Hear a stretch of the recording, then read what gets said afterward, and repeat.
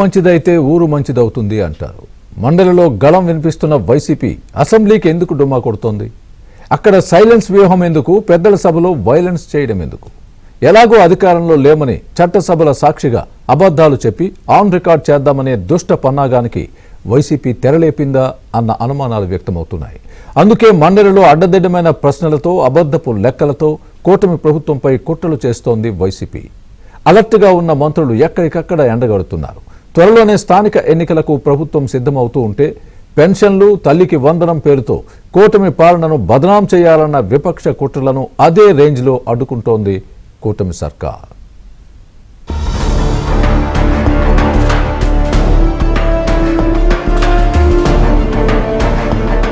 అసెంబ్లీకి ఎమ్మెల్యేలు డుమ్మా కొడితే మండలిలో ప్రతాపం చూపిస్తామంటూ అడ్డంగా దొరికిపోతున్నారు వైసీపీ సభ్యులు. విశాఖలో భూ కేటాయింపుల నుంచి సంక్షేమ పథకాల్లో కోత దాకా విపక్షం లేవనెత్తిన ప్రశ్నలు బొత్స అండ్ టీంకే బెడిసి కొట్టాయి. సంక్షేమానికి తామే బ్రాండ్ అంబాసిడర్ అని టప్పా కొట్టుకున్న గత పాలకులు కూటమి ప్రభుత్వం ఇస్తున్న తల్లికి వందనంపై పెద్దల సభలో నిలదీశారు. 80% మందికి పైగా విద్యార్థులకు 7 నుంచి 8,000 మాత్రమే ఇచ్చారని రికార్డుల ప్రకారమే మాట్లాడుతున్నామన్నారు బొత్స. దీనికి మంత్రి పార్థసారథి వివరంగా వివరించే ప్రయత్నం చేశారు. తాను చెప్పింది తప్పైతే ఏ శిక్షకైనా సిద్ధమని బొత్సకు సవాల్ విసిరారు మంత్రి పార్థసారథి. ఇంకా చాలా సుమారు దగ్గర ఐ థింక్ 18% ఇచ్చిన వాళ్ళు 18%, ఇంకా 7,000 8,000 రూపాయలు ఇచ్చారు తప్ప పూర్తిగా 15,000 రూపాయలు ఇవ్వలేదు. కాబట్టి వెరిఫై చేసుకోండి. రికార్డు చెప్తుంది. ఎల్ఓపి గారు చెప్పిన ఛాలెంజ్ కి నేను సిద్ధం అధ్యక్ష. 15% తల్లికి వందలో 15% కనుక 7,000 8,000 పడి ఉంటే 18% అన్నారు. మళ్ళీ 15%కి మారారు. ఓకే, 15% కూడా ఛాలెంజ్. మీరు కనుక వివరాలతో సహా కాన్స్టిట్యున్సీ వైజ్, జిల్లా వైజ్ ఇస్తే ఎస్, నేను ఏ సెక్షన్ సిద్ధం అధ్యక్ష. విశాఖలో వివిధ కంపెనీలకు భూ కేటాయింపులపై మండలిలో వాడివేడి చర్చ జరిగింది. గత 20 నెలల్లో ఏ కంపెనీలకు ఎన్నెన్ని భూములిచ్చారు, ఎంత ధరకు ఇచ్చారో చెప్పలేదని వైసీపీ సభ్యుడు తూమాటి మాధవరావు అడిగిన ప్రశ్నకు చాలా క్లియర్ గా ఆన్సర్ ఇచ్చారు మంత్రి లోకేష్. కూటమి ప్రభుత్వం చేసిన భూ కేటాయింపులను పల్లీలు, టీ ధరలతో పోల్చారు వైసీపీ సభ్యురాలు వరదు కళ్యాణి. సర్కారు ఇవ్వని కంపెనీ పేరు చెప్పడంతో ఆగ్రహోదగ్రుడైన మంత్రి లోకేష్ వరదు కళ్యాణి వ్యాఖ్యలను విత్డ్రా చేసుకోవాలని డిమాండ్ చేశారు. పరిశ్రమలు, వాణిజ్య సంస్థలు మరియు ఇతర సంస్థలకు కేటాయించిన భూముల వివరాలు అడిగాను అధ్యక్ష. అవి ఇచ్చారు కానీ వాటి ధరలు ఇవ్వలేదు అధ్యక్ష. ఏ కంపెనీకి ఎన్ని ఎకరాలు ఇచ్చామనేది ఇచ్చారు కానీ వాటి ధరలు ఇవ్వలేదు. సంబంధించిన దానికి ప్రాతిపదిక ఏమిటి అనేది కూడా అడిగాము అధ్యక్ష. మీరే చెప్పారు కదా 99 పైసలకి ఇచ్చారని. అది కన్ఫర్మ్ చేయాలి కదా అధ్యక్ష. ధరలు లేవు దాంట్లో ఇచ్చిన ఆన్సర్లో.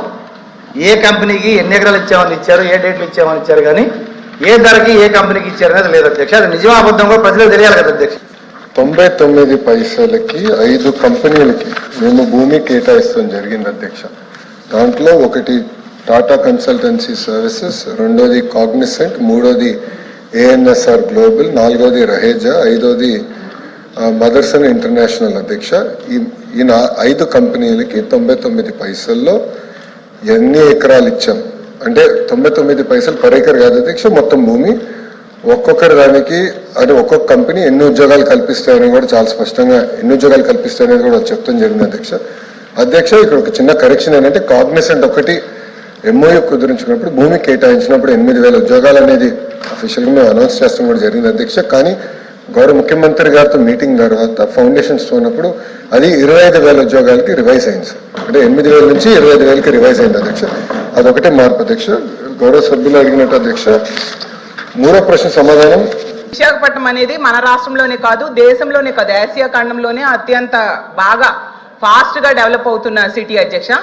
అక్కడ రూపాయికి కనీసం పప్పు బెల్లాలు రావు అధ్యక్ష, కనీసం శనగలు కూడా రావు అధ్యక్ష, రూపాయికి టీ కూడా వైజాగ్లో రాదు అధ్యక్ష. అలాంటిది వైజాగ్లో 100,000 కోట్ల రూపాయల విలువైన భూముల్ని అయితే మాత్రం చాలా డెడ్ చీప్ గా ఇచ్చేస్తూ ఉండే పరిస్థితి అయితే మనం చూస్తున్నాం అధ్యక్ష. ఇంకా పునాది స్థాయిలో ఉన్న అమరావతిలో కూడా ఇస్తున్న భూముల ధరల కంటే మా విశాఖపట్నంలో ఇంకా తక్కువకి ఇస్తూ ఉన్న పరిస్థితి అధ్యక్ష. ఇప్పుడే చెప్పినట్టుగా రహేజా డెవలపర్స్ కి 99 పైసలకేమో 27 ఎకరాలు కట్టబెట్టడం జరిగింది అధ్యక్ష. అలాగే అడ్రస్ లేని వర్షా కంపెనీకి డెడ్ చీప్ గా 3,000 కోట్ల రూపాయల భూమిని కట్టబెట్టాలని ట్రై చేశారు అధ్యక్ష. మాట్లాడినివ్వండి మంత్రి గారు ప్లీజ్. అధ్యక్ష మళ్ళీ నేను ప్రశ్నిస్తున్నా. నేను 5 కంపెనీలని చెప్పాను అధ్యక్ష. 6వ కంపెనీ పేరు మేడం గారు ప్రస్తావించారు. ఆధారాలు పెట్టమని హౌస్ ఆరోపణలు చేసి బయటకు వెళ్తాను. మేడం గారిని ఇప్పుడు ఆధారాలు పెట్టమని లేటెస్ట్ చేస్తూ విత్డ్రా ది స్టేట్మెంట్ అధ్యక్ష. అంతేగాని ఉరిసాకు నేను ల్యాండ్ ఎక్కడ ఇచ్చావు అధ్యక్ష? We're not given. మేము ఇవ్వలేదు అధ్యక్ష. చాలా స్పష్టంగా నేను చెప్పాను 5 కంపెనీలకే ఇచ్చానని చెప్పాను. ఒరిస్సాకి నేను ల్యాండ్ ఇచ్చానని మేడం గారు నిరూపిస్తే no problem, I will withdraw my statement. లేదంటే మేడం గారు స్టేట్మెంట్ విత్డ్రా చేయాలి. లేదంటే ఏదో ఆరోపణ చేసి మేము బయటకు వెళ్ళి తరపు నుంచి మేము ఒప్పుకోవడానికి సిద్ధంగా లేదు. We're not willing to take that. రాష్ట్ర విభజన తర్వాత ఇప్పుడిప్పుడే కోలుకుంటున్న ఏపీకి పెట్టుబడులు రాకూడదని వైసీపీ కుట్రలు చేస్తోందని విమర్శించారు మంత్రి లోకేష్. ముఖ్యమంత్రి చంద్రబాబు దూరదృష్టితో గత 18 నెలల్లో ఏపీకి భారీగా పెట్టుబడులు వచ్చాయని, జగన్ జమానాలో విశాఖకు కనీసం ఒక్క కంపెనీ అయినా తీసుకొచ్చారని ప్రశ్నించిన లోకేష్ ఇప్పుడు రాష్ట్రానికి వస్తున్న పరిశ్రమలను రాకుండా చేయటమే లక్ష్యంగా పెట్టుకున్నాయని విమర్శించారు. అధ్యక్ష బేసికలీ నాకు అర్థమైంది ఏంటంటే ఆంధ్ర రాష్ట్రానికి పరిశ్రమలు రాకూడదు అనేది ఒక లక్ష్యంగా పెట్టుకుంది వైకాపా పార్టీ. ఎన్న పరిశ్రమలు తరమేయాలని ఒక లక్ష్యంగా పెట్టుకున్నారు. అధ్యక్ష నేను సూటిగా ప్రశ్నిస్తున్నా, టీసీఎస్ కి భూమి ఇస్తాం తప్ప, కాగ్నిసెంట్ కి భూమి ఇస్తాం తప్ప, మదర్సన్ కి భూమి ఇస్తాం తప్ప. It is the government policy.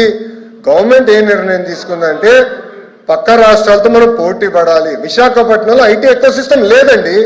It is a fact. IT ecosystem ఎక్కడుంది? మీరు 5 సంవత్సరాలు ఏం చేశారు? ఒక కంపెనీ పట్టుకొచ్చారా విశాఖపట్నం? సరిగ్గా ఇన్ని మాటలు మాట్లాడతారు. మేము 18 నెలలు పట్టుకొచ్చాం, 18 నెలలు కంపెనీలు పట్టుకొచ్చాం.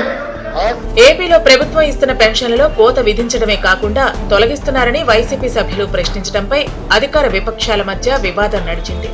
విపక్ష నేత బొత్స కామెంట్స్ కు మంత్రి అచ్చెన్నాయుడు కౌంటర్ ఇచ్చారు. చంద్రబాబు నేతృత్వంలోని కూటమి సర్కారులో పెన్షన్లు తగ్గించలేదని, తొలగించలేదని క్లారిటీ ఇచ్చారు మంత్రి కొండపల్లి శ్రీనివాస్. జగన్ హయాంలో ఏ సంవత్సరం ఎన్ని పెన్షన్లు తొలగించారో లెక్కలతో సహా చెప్పి విపక్షాన్ని నోరేళ్లబెట్టేలా చేశారు.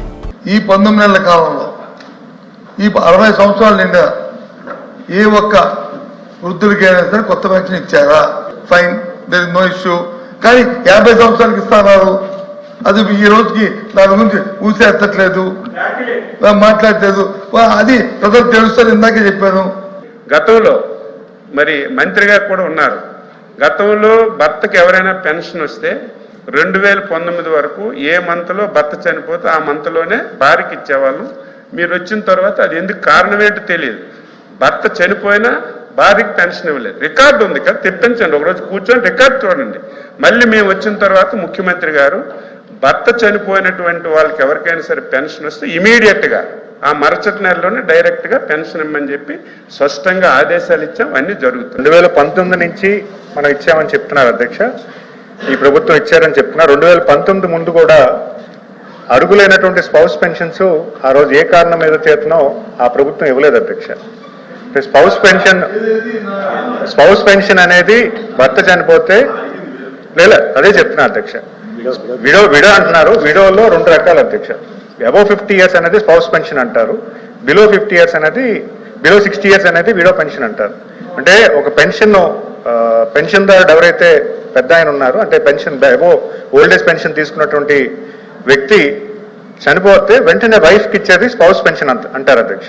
ఆ స్పౌస్ పెన్షన్ కూడా 2019 ముందు ఎన్ని ఇచ్చారని అడుగుతున్నారు అధ్యక్ష.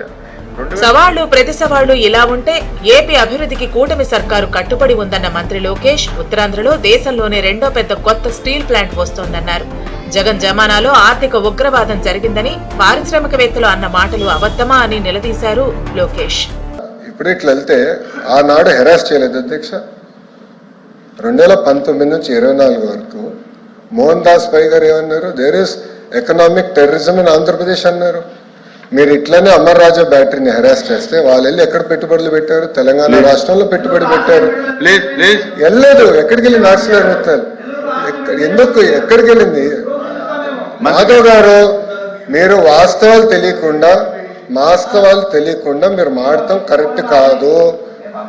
ఆర్సిలర్ మిత్తల్ ప్రాజెక్ట్ ఉత్తరాంధ్రకు వస్తుంది.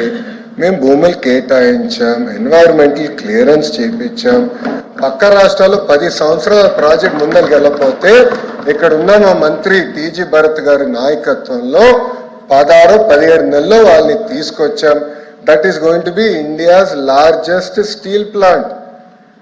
ఒక విశాఖపట్నంలో 2వ స్టీల్ సిటీ మేము కట్టబోతున్నాం. ఎందుకు కంగారు పడుతున్నారు? ఎందుకు అధ్యక్ష అన్ని ప్రశ్నలు సమాధానం చెప్తున్నా. మాధవ్ గారికి వచ్చి బీపీ ఎక్కువైంది, బీపీ బిల్ ఇవ్వండి, కొంచెం కామ్గా ఉంటారు. ఇప్పుడు ఆయన గూగుల్ గురించి ఒక ప్రశ్న అడిగారు అధ్యక్ష. అసెంబ్లీలో నోరు మెదపలేమని పారిపోయిన వైసీపీ మండలిలో అడ్డదిడ్డమైన ప్రశ్నలతో ప్రభుత్వాన్ని ఇరుకున పెట్టే రాజకీయాన్ని సమర్థవంతంగా తిప్పికొడుతోంది కూటమి ప్రభుత్వం. త్వరలోనే స్థానిక సంస్థల ఎన్నికలు జరిపేందుకు ప్రభుత్వం సిద్ధమవుతూ ఉంటే పెన్షన్లు, తల్లికి వందనం పేరుతో కూటమి పాలనను బదనాం చేయాలన్న వైసీపీ కుట్రలను లెక్కతో సహా భగ్నం చేస్తున్నారు మంత్రులు. ఏపీలో డెవలప్మెంట్ ను అడ్డుకుంటే చూస్తూ ఊరుకోబోమని జగన్ బ్యాచ్ కు వార్నింగ్ ఇస్తున్నారు ఏపీ మినిస్టర్స్.